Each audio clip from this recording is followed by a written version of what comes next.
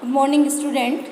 मैं मीना कालोया सुरेश कुमारी गाडोदिया से online class में आप सभी का स्वागत करती हूँ। आज फिर से हम नई क्लास के साथ नए टॉपिक के साथ आप सबके सामने आए हैं और आज हम जो पढ़ने जा रहे हैं वो है अपना फ्लेमिंगो जो बुक है 12th इंग्लिश कंपलसरी की, उसका प्रोज सेक्शन। आज हम इस लेसन को शुरू करें हैं और इस लेसन का जो टाइटल है वह है द लास्ट लेसन। तो बच्चों आप ये मत सोचना कि शुरुआत में ही लास्ट लेसन कैसे, तो बच्चों ये हमारा टॉपिक है इस लेसन का, इसलिए अपने को बड़े ध्यान से इसको पढ़ना है, समझना है कि ये जो टॉपिक है ये किसको लेकर के है, क्या बात इसमें बताई गई है। तो अब हम माँ शारदे को वंदन करते हुए हम अपने इस लेसन की शुरुआत करते हैं। तो देखिए, Alphonse Daudet 1840-1897 was a French novelist and short story writer. ये जो थे अल्फोंस जो थे ये फ्रेंच नॉवेलिस्ट है और साथ साथ में ये शॉर्ट स्टोरी राइटर भी है। The last lesson is set in the days of the Franco-Persia war 1870 and 1871 कि ये जो लास्ट लेसन है ये कहाँ से लिया गया है, इसकी शुरुआत कहाँ से की गई है। ये शुरुआत की गई है फ्रेंको पर्शिया का जब युद्ध हुआ था उस समय की जो भूमिका वहाँ पर बनी थी, एटमॉस्फेयर बना था, उसी को लेकर के उन दिनों की ये बात यहाँ पर बताई गई है। In which France was defeated by Prussia led by Bismarck. और कहा जाता है कि उस समय ये जो पर्शिया था, ये पर्शिया को नेतृत्व किसके द्वारा प्राप्त हो रहा था, बिस्मार्क के द्वारा प्राप्त हो रहा था और इसने फ्रांस को हरा दिया था। Persia then consisted of what now are the nation of Germany, Poland and parts of Australia. कि पर्शिया जो कि उस समय जो पर्शिया था वह किसके द्वारा बनाया गया था, जर्मनी के कुछ राष्ट्रों से, पोलैंड से और ऑस्ट्रेलिया के कुछ भाग से। इन दिस स्टोरी यानी हम कह सकते हैं कि पर्शिया जो बना था वह किससे बना था कि पोलैंड का कुछ भाग उसमें सम्मिलित था, ऑस्ट्रेलिया का कुछ भाग था और जर्मनी का कुछ भाग भी उसमें था। आगे देखिए, in this story the French districts of Alsace and Lorraine have passed into Persia hands. Read the story to find out what effect that had on life at school. ये जो कहानी है ये जो फ्रांस के जो कुछ डिस्ट्रिक्ट थे, कौन कौन से, अल्सेक और लोरेन। ध्यान देना, अल्सेक और लोरेन बड़े फेमस थे उस समय। तो अल्सेक और लोरेन किसके हाथ में चले गए थे, पर्शिया के हाथ में चले गए थे और उसी को लेकर के यहाँ पर एक कहानी बताई गई है कि स्कूलों में उसका क्या इफ़ेक्ट हो गया था, उसके बारे में यहाँ पर बताया गया है। तो चलो बच्चों अब हम स्टोरी की तरफ चलते हैं, क्या स्टोरी है और हमें ये स्टोरी क्या मैसेज देना चाहती है, क्या हमें बताना चाहती है, उसकी तरफ हम चलते हैं।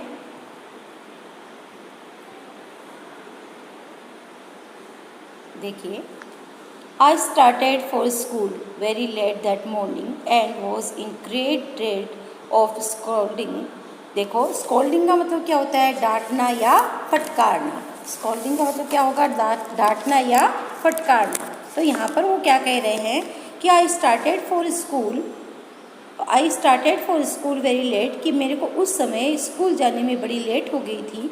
and was in great dread। देखो, ग्रेट ड्रेड ऑफ का मतलब होता है भयंकर डर होना, भयभीत हो जाना, फ्राइटेंड हो जाना, है ना, फियर को फील करना, डर को महसूस करना। स्कॉल्डिंग का मतलब होता है डांटना या फटकारना। देखो, डांटना या फटकारना, यहाँ पर क्या आएगा, इसका मतलब डांटना या फटकारना। तो देखो, मुझे भयंकर क्या हो गई थी, लेट हो गई थी और मुझे फटकार से डर लग रहा था। Specially because M. Hamel had said that he would question us on participles। और सबसे ज़्यादा जो मुझे डर लग रहा था वह ये लग रहा था कि M. Hamel मुझे पार्टिसिपल्स में से क्वेश्चन पूछेंगे and I did not know the first word about them. और मैं उसका एक भी शब्द नहीं जानता था। अर्थात आपको इन लाइनों से ये तो पता चल गया होगा कि M. Hamel जो थे वह उसके सर थे। कई बुक में मिस्टर हेमल दे रखा है और कई बुक में M. Hamel दे रखा है, तो इसमें कोई ज़्यादा अपने को सोचने की ज़रूरत नहीं है। हमें बस इतना पता है कि उनका नाम है हेमल, जो उसके क्या है टीचर है और वो जो टीचर है उन्होंने उसे कुछ वर्क दिया था याद करने के लिए और वह उसे एक भी शब्द उसका उसे ना तो उसने उसको अच्छे से पढ़ा जब क्लास में पढ़ाया गया और ना ही उसे एक शब्द उसके बारे में आता है। तो उस बच्चे को डर लग रहा है, दोनों चीज़ों से डर लग रहा है। एक तो वह लेट हो गया है स्कूल जाने में और दूसरी बात यह था कि आज सबसे ज़्यादा उसको जो डर लग रहा था वो ये लग रहा था कि मिस्टर अहमद या एम अहमद उनसे क्वेश्चन पूछना चाह रहे हैं, आस्क करेंगे किसको लेकर के, पार्टिसिपल्स को लेकर के, जिसके बारे में उसे बिल्कुल भी नॉलेज नहीं है। तो यहाँ पर दो रीज़न बन गए हैं, किसके, उसके स्कूल जाने के, उसको स्कूल जाने से, स्कोल्डिंग होने से, डर लगने से। दो रीज़न यहाँ पर है, एक तो वो लेट हो गया है और दूसरा उसका जो रीज़न है वो ये है कि उसे कुछ क्वेश्चन आस्क किए जाएंगे, किसके द्वारा, उसके सर के द्वारा। वो टॉपिक क्या होगा, पार्टिसिपल्स। ओके, आगे देखिए। And I did not know the first word about them, और मैं उसके बारे में एक भी शब्द नहीं जानता था। देखो देम यहाँ पर किसके लिए यूज़ हुआ है, पार्टिसिपल्स के लिए। For a moment I thought of the running away and spending the day out of doors. एक क्षण के लिए मैंने ये सोचा था कि मैं वहाँ से भाग जाऊँ और पूरा दिन कहाँ पर बिताऊँ, स्कूल के बाहर, यानी door out, day out of doors, कि घर में भी नहीं रहूँ, स्कूल में भी नहीं रहूँ, सारे दिन अपना जो दिन है वह कहाँ स्पेंड करूँ, बाहर मैं अपना दिन स्पेंड करूँ। इट वॉज सो वार्म, ये वास्तव में बहुत ज़्यादा वार्म यानी गर्म दिन था। सो ब्राइट, और बड़ा ही चमकीला दिन था। देखो यहाँ पर बच्चों मैं आपको बताना चाहूँगी कि ये जो यहाँ पर कहा गया है, क्या कहा गया है कि ये जो कहा गया है कि वार्म सो ब्राइट, कि जो दिन था वह कैसा था, बिल्कुल वार्म था और ब्राइट था। देखो अगर अभी हम लोग ये कहें कि दिन बड़ा ब्राइट था, बड़ा वार्म था, तो हमारे को ये चीज़ क्या नहीं करेगी, हमें ये डाइजेस्ट नहीं होगी। क्यों नहीं होगी, क्योंकि राजस्थान में बहुत ज़्यादा गर्मी पड़ती है। लेकिन एक बात ध्यान रखना बच्चों कि जब कभी भी कुछ लिखा जाता है तो लिखने के साथ वहाँ के एटमॉस्फेयर का बड़ा प्रभाव पड़ता है। जहाँ का जैसा राइटर होता है वो जब भी कुछ लिखेगा तो उसके लिखने में उसके एटमॉस्फेयर का बहुत ज़्यादा फर्क पड़ता है। तो वैसे ही ये बाहर का है और वहाँ के फ्रांस के एटमॉस्फेयर के बारे में यहाँ पर वर्णन किया गया है कि क्योंकि वहाँ का जो एटमॉस्फेयर है वो ठंडा है और जब कभी भी सूर्य चमकता है, थोड़ा हल्की हल्की धूप दिखाई देती है, तो वह दिन उनके लिए बड़ा प्लीजेंट दिन होता है, बड़ा प्लीजरसम दिन होता है, बड़ा खुशनुमा दिन होता है। तो यहाँ पर क्या होता है, वार्म एंड सो ब्राइट, वह जो दिन था वह बड़ा गर्म था और क्या था, ब्राइट था, यानी अच्छा था। समझ गए होंगे मैं क्या कहना चाह रही हूँ कि हमारे लिए जो धूप हमें अच्छी नहीं लगती है, वही धूप उनको क्या लगती है, सुहावनी लगती है। ये धूप हमें जैसे सर्दियों में सुहावनी लगती है, वैसे ही वहाँ पर जो हल्की हल्की धूप निकलती थी वो उनको बड़ी सुहावनी लगती थी। आगे हम बढ़ते, देखो the birds were chirping at the edge of the woods and in the open field back of the swamp mill the Persian soldier were drilling। देखो the birds were chirping, chirping का मतलब होता है चहचहाना। जो पक्षी थे वह भी, एज का मतलब क्या होगा, किनारा। तो देखिए वो क्या कह रहे हैं कि एज का मतलब क्या होगा, किनारा, और वुड्स का मतलब क्या होता है, वुड्स का मतलब होता है जंगल। तो पक्षी क्या करने लग गए थे, जंगल के किनारे पे चहचहाने लगे थे। In the open field back of sawmill, sawmill का मतलब होता है आरा machine. The Prussian soldier were drilling, drilling का मतलब क्या होगा, ड्रिलिंग का मतलब होता है अभ्यास करना, प्रैक्टिस करना। सोल्जर्स अपने को पता है सैनिक। तो देखो वहाँ पर जो खुला हुआ स्थान है वहाँ पर क्या हो रहा था, आरा मशीन लगी हुई थी और जो पर्शिया के जो सैनिक थे वह क्या कर रहे थे, अभ्यास कर रहे थे। It was all much more tempting than the rule of participles. तो देखिए यहाँ पर जो बच्चा है वो क्या कहना चाह रहा है, देखिए सुनिए, वो कह रहे हैं टेप्टिंग का मतलब होता है आकर्षित करना। टेप्टिंग का मतलब क्या होगा, टेप्टिंग का मतलब होता है आकर्षित करना। तो वहाँ पर जो चीज़ थी वो आकर्षित कर रही थी, कौन सी चीज़ें, ये बाहर की जो चीज़ें थी, पक्षियों का चहचहाना और ब्राइट है, ये सारी उसे आकर्षित कर रही थी, बजाय किसके, पार्टिसिपल्स के। But I had the strength to resist and hurried off the to school, लेकिन मैंने अपने आप को पूरी शक्ति को क्या किया, संगठित किया और उसका विरोध करते हुए मैं स्कूल के लिए जल्दबाजी करने लगा, स्कूल की तरफ जाने लगा। When I passed the town hall, there was a crowd in front of the bulletin board.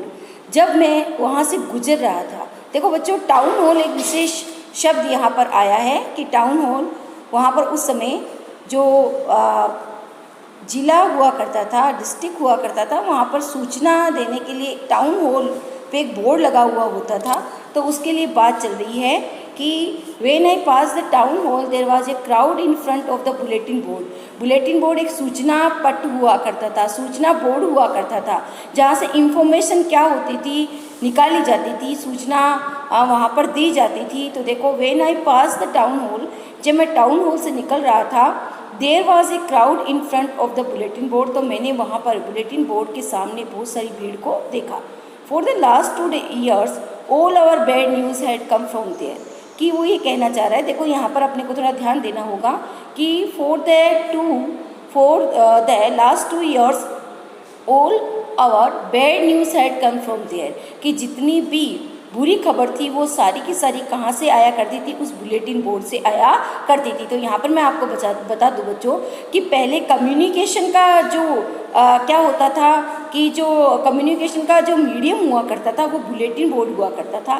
कहाँ पर? डिस्ट्रिक्ट लेवल पर। तो हम बात डिस्ट्रिक्ट लेवल की कर रहे हैं, तो यहाँ पर वो कह रहा है कि बुलेटिन बोर्ड जो था वहाँ पर एक सूचना लिखी हुई थी और वो ये कहना चाह रहा है कि लास्ट 2 साल से उस बोर्ड से उन्हें अच्छी सूचना नहीं मिली थी। क्योंकि देखो ये तो अपना को पता ही है कि जब किसी राष्ट्र की फ्रीडम चली जाती है तो सब कुछ चला जाता है। तो यहाँ पर भी क्या हुआ था, फ्रांस के जो 2 डिस्ट्रिक्ट थे, अल्सेक और लोरेन, उसकी फ्रीडम जा चुकी थी और वो किसके हाथ में चला गया था, किसके हैंड्स में चला गया था, पर्शिया के हैंड में चला गया था। तो वहाँ के लोगों के लिए जो बुलेटिन बोर्ड है वो 2 साल से कैसी सूचनाएं दे रहा था, बैड सूचनाएं दे रहा था। कैसी बैड न्यूज़ थी वो देखिए, द लॉस्ट बैटल्स, कि युद्ध में हार की सूचना, the draft the orders of the commanding officer, draft का मतलब होता है सेना में भर्ती लेना, सेना में भर्ती का जो कमांडर ऑर्डर था वो भी वहाँ से प्राप्त हुआ करता था। And I thought to myself, और मैं अपने आप में ये विचार कर रहा था, विदाउट स्टॉपिंग, बिना सोचे, बिना रुके हुए। देखो यहाँ पर उसने देखा कि टाउन हॉल में जो स्थान है वहाँ पर बुलेटिन बोर्ड के सामने बड़ी भीड़ है। अपने मन में वो विचार कर रहा है कि पिछले 2 साल से जो बैड न्यूज़ है वो कहाँ से मिल रही है, यहीं से प्राप्त हो रही है। वो बैड न्यूज़ कौन कौन सी थी, द लॉस्ट बैटल्स, की जो युद्ध में जो हार की सूचना है वो भी यहीं से मिल रही थी, और सैनिकों को जो ड्राफ्ट करने की, जो सैनिकों को भर्ती लेने की जो कमांडिंग थी वो भी यहाँ से मिल रही थी। मैं इसके बारे में विचार कर रहा था लेकिन बिना रुके हुए, ठीक है, बिना वहाँ पर रुके हुए। What can be the matter now? अब वह विचार करता है, वह बच्चा अपने मन में विचार करता है कि अब क्या सूचना हो सकती है, क्या बैड न्यूज़ हमारे लिए हो सकती है। लेकिन इसके लिए वह रुकता नहीं है, वह विचार करता रहता है और वहाँ से रवाना होता रहता है। अब आगे चलते हैं, देखिए,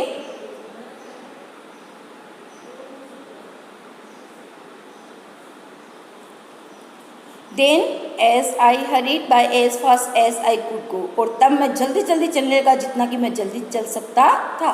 the blacksmith Walter who was there, blacksmith एक लोहार जो कि जिसका नाम वॉक्टर था वह वहाँ पर था, with his apprentice reading the bulletin. देखो एप्रेंटिस का मतलब होता है प्रशिक्षु, प्रशिक्षु का मतलब होता है शिष्य। वह अपने प्रशिक्षु के साथ वहाँ पर बुलेटिन बोर्ड को पढ़ रहा था। कॉल्ड आफ्टर मी, वह जोर से मेरे पीछे से चिल्लाया, डोंट गो सो फास्ट, बाब लड़के तुम्हें जल्दी चलने की आवश्यकता नहीं है, you will get to your school in plenty of time, तुम्हारे पास स्कूल पहुंचने के लिए अभी बहुत सारा समय शेष है। I thought he was making fun of me, मैंने सोचा वह मेरे साथ क्या कर रहा है, मजाक कर रहा है। And reached M Hamel's little garden all out of breath, और मैं एम हेमल के उस छोटे से गार्डन में पूर्ण शक्ति के साथ, पूर्ण श्वास को लेते हुए, जितनी ब्रीथिंग मेरी हो सकती है उसको लेते हुए मैं वहाँ पर पहुँचा।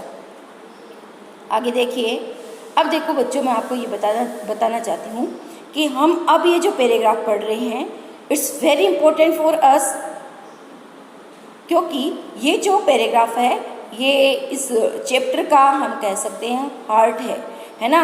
ये इम्पोर्टेंट्स लाइनें हैं, इसी के बेस पे आगे अपने पास क्वेश्चन बनता है, वो भी बड़ा क्वेश्चन बनता है। 7 नंबर का क्वेश्चन या फिर 5 नंबर का क्वेश्चन यहाँ से बनता है।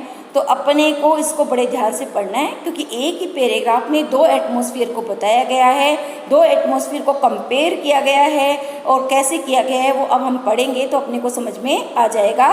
तो हम थोड़ा ध्यान से इसको देखेंगे, थोड़ा ध्यान से इसको पढ़ेंगे। देखिए, यूजुअली व्हेन स्कूल बिगिन, सामान्यतः जब स्कूल शुरू होता था, देयर वॉज ए ग्रेट बसल। बसल का मतलब होता है शोर शराबा, तो बसल का मतलब क्या होता है, शोर शराबा।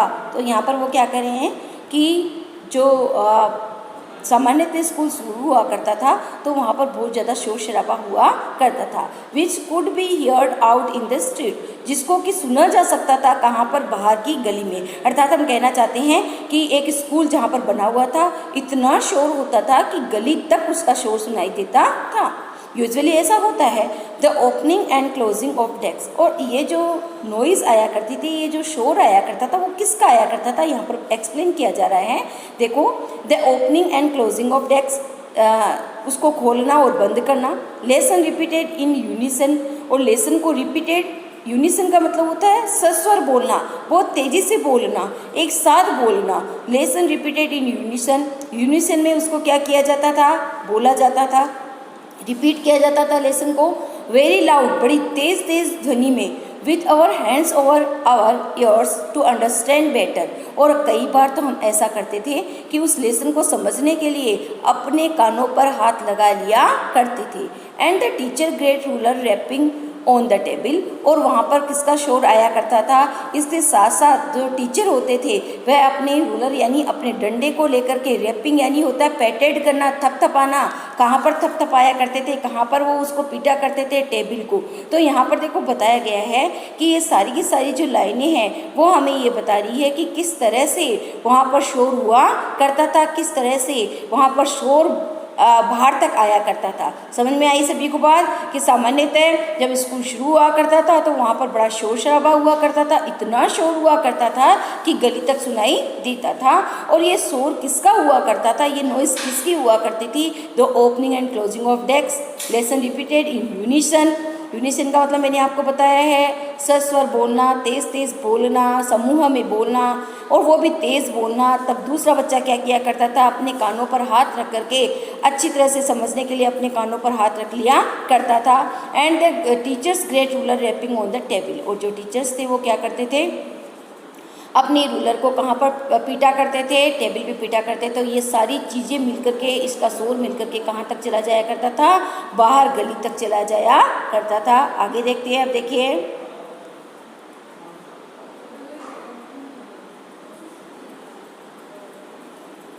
But it was also still, लेकिन आज बिल्कुल शांति है, स्थिरता है ना। स्टिल का मतलब बिना मोमेंट के, एकदम स्थिर, है ना। तो I had counted on the commotion to get to my desk without being seen. देखो, काउंटेड ऑन का मतलब क्या होता है, काउंटेड ऑन का मतलब क्या होगा, काउंटेड ऑन का मतलब होता है बिलीव करना, बिलीव्ड करना, मैंने ये भरोसा किया था। कमोशन का मतलब क्या होगा, शोर शराबा। मेरे को ये भरोसा था कि मैं आराम से बिना किसी के ध्यान में आए हुए अपनी सीट पे चला जाऊंगा। But of course that day everything had to be as quiet as Sunday morning. लेकिन यहाँ पर देखो क्या बात कही जा रही है, ये इम्पोर्टेंट है। कमोशन का मतलब मैंने आपको बता दिया है, शोर शराबा। काउंटेड ऑन का मतलब क्या होता है, बिलीव्ड, ठीक है, क्योंकि काउंटेड ऑन है इसलिए believed. To get to my desk, कि मुझे ये भरोसा था कि मैं इस शोर शराबे में बिना किसी के देखे हुए, विदाउट बीइंग सीन, बिना किसी की नज़र में आए हुए मैं कहाँ चला जाऊँगा, अपने डेस्क पे चला जाऊँगा। लेकिन ऐसा कुछ भी नहीं हुआ, क्योंकि उस समय had to be as quiet as Sunday morning, कि वहाँ का जो एटमॉस्फेयर था स्कूल का वह कैसा दिखाई दे रहा था, बिल्कुल संडे मॉर्निंग के जैसे दिखाई दे रहा था। Through the window I saw my classmate, मैंने विंडो से देखा कि मेरे सारे के सारे जो क्लासमेट थे वह पहले से ही कहाँ पर बैठ चुके थे, I saw my classmate through the window. I saw my classmates, मैंने विंडो से देखा कि मेरे जो क्लासमेट थे वह सारे के सारे कहाँ बैठे हुए थे, अपनी सीट पे चले गए थे। ऑलरेडी देयर प्लेस, अपने प्लेसेस, अपने स्थान पे चले गए थे। एंड द देखो, जब वह स्कूल जाता है तो स्कूल में जनरली तो क्या होता है उसके बारे में अपने को बता दिया, लेकिन यूजुअली जो चीज़ें होती है उसके बारे में बताया। लेकिन आज जो चीज़ उसको बिल्कुल चेंज लग रही थी उसके बारे में यहाँ पर बताया गया। M Hamel walking up and down with his terrible iron ruler under his arms, कि एम एमल क्या कर रहे थे। क्लास देखो पहले बता दिया कि जब उसने विंडो से देखा तो क्लास या स्कूल बिल्कुल शांत लग रही थी। कैसे? संडे मॉर्निंग की तरह क्लासमेट्स जो थे वो सारे के सारे ऑलरेडी इन देयर प्लेसेस, अपने स्थान पे जा चुके थे। एम एमल वॉकिंग, जो उसके सर थे वो क्या कर रहे थे, वॉकिंग कर रहे थे अप और down terrible iron ruler under his arms, अपनी भुजा के अंदर किसको डाल करके, अपनी उस स्केल को डाल करके। जनरली यानी यूजुअली तो वो क्या किया करते थे, पेटेड किया करते थे, रिपलिंग किया करते थे, रैपिंग किया रूलर रैपिंग किया करते थे, पेटेड किया करते थे ऑन द टेबल। लेकिन आज ऐसा नहीं है, उन्होंने उस स्केल को अपनी भुजाओं में डाल करके अप और डाउन वो कर रहे हैं। I had to open the door, मुझे दरवाजे को खोलना ही पड़ा। देखो हैड टू है, पास्ट में नेसेसिटी आ गई है, उसको करना ही पड़ा। क्या करना पड़ा? दरवाजे को खोलना पड़ा। And go in before everybody, और सभी के सामने से जाना पड़ा। You can imagine how I blessed and how frightened I was. अब देखो यहाँ पर बताया जा रहा है, बहुत अच्छी लाइन बताई जा रही है स्टूडेंट्स, देखिए थोड़ा ध्यान दीजिए। यू कैन इमेज, आप इमेजिनेशन कर सकते हो। How I blessed and how frightened I was, मैं कितना शर्मिंदा हो गया था और मैं कितना भयभीत हो गया था। देखिए ये बहुत पहले की बात है ना, हमारे से भी पहले जब हम स्टूडेंट हुआ करते थे उससे भी बहुत बहुत पहले की बात है। लेकिन जब हम भी आए थे ना, जब हम स्टूडेंट थे तब हमारी भी यही हालत हुआ करती थी कि हम जब हमारे टीचर को देख लिया करते थे या हमसे कोई गलती हो जाया करती थी तो हम ब्लस्ड हो जाया करते थे, हम फ्राइटेंड हो जाया करते थे, क्योंकि हम बड़ा रिस्पेक्ट किया करते थे हमारे टीचर्स का, और हम उनकी हर बात को माना करते थे, और हम कभी भी नहीं चाहते थे कि हमसे कोई गलती हो जाए। लेकिन यदि कभी हो जाती थी तो हमें बड़ा ब्लस फील हुआ करते थे, बड़े शर्मिंदगी महसूस हुआ करती थी। लेकिन बच्चों आज ऐसा नहीं है कि इतना ब्लस्ड कोई स्टूडेंट नहीं होता है। हाँ, मान सम्मान जरूर करते हैं, ऐसी कोई बात नहीं है। तो वो ये कह रहा है कि आप इमेज कर सकते हो, क्योंकि आप स्टूडेंट हो, कि अगर एक स्टूडेंट से कोई गलती हो जाती है या स्कूल जाने में लेट हो जाती है तो वह कैसे शर्मिंदगी महसूस करता है, कैसे उसे भय हो जाता है। बट नथिंग हैपन, जितना उसने सोचा था, उसको स्कोल्डिंग का डर लग रहा था लेकिन ऐसा कुछ नहीं हुआ। उसने सोचा था स्कोल्ड करेंगे लेकिन उसे कोई डर, उसे ऐसा कुछ नहीं हुआ। M Hamel saw me and said very kindly, sir बड़े काइंडली उससे बोलते हैं, क्या बोलते हैं, go to your place quickly little French, अरे छोटे फ्रेंच जल्दी से अपने स्थान पे जाओ। We were beginning out without you, हम तो तुम्हारे बिना ही शुरू करने जा रहे थे। किसको कहा?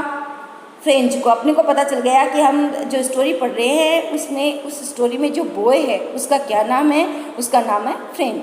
आई jumped over the bench and set down at my desk, मैं जंप करता हूँ और कहाँ पर बैठ जाता हूँ? डेस्क पे। Not till then when I had got a little over my fright did I see that our teacher had on his beautiful green coat, जब तक कि मैं अपने आप के डर पर थोड़ा काबू नहीं कर लेता हूँ। कहने का मतलब है कि मैं जंप करके अपनी सीट पे जाता हूँ, वहाँ पर बैठता हूँ, और जब तक कि मेरे डर पे मुझे काबू नहीं हो जाता हूँ, डिड आई सी, और तब मैं देखता हूँ कि मेरे टीचर ने एक ब्यूटीफुल ग्रीन कोट वाली ड्रेस पहनी है। हिज फ्रिल्ड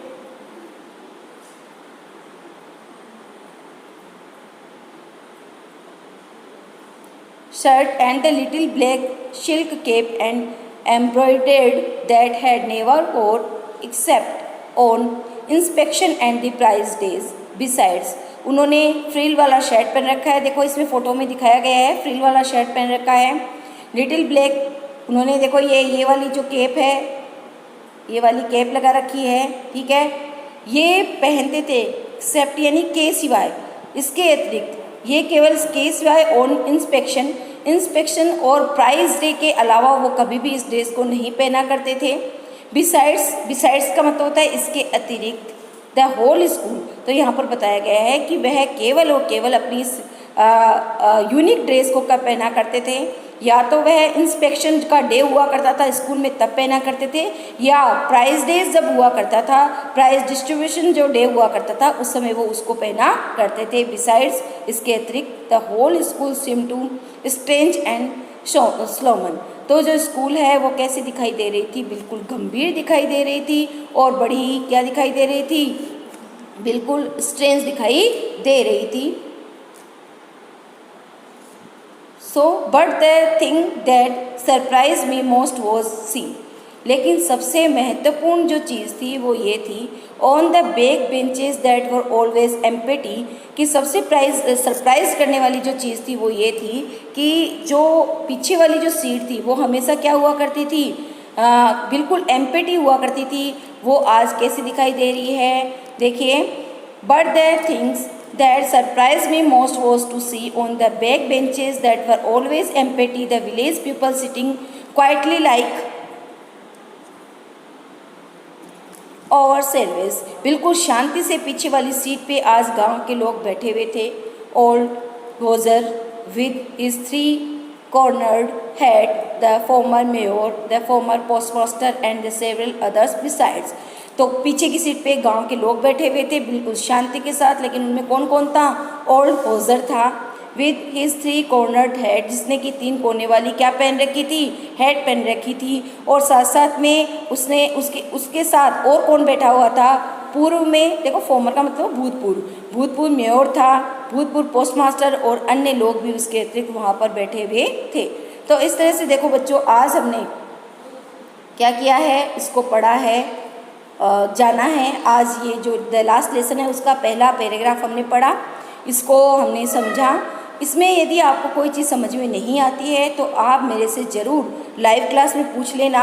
मैं इसकी जो फ़ोटो है वो आपको भेज दूँगी, ताकि आपको कोई किताब में यदि कोई प्रॉब्लम है या बुक्स आपके पास नहीं आई है तो आप इससे पढ़ सकते हो। धन्यवाद।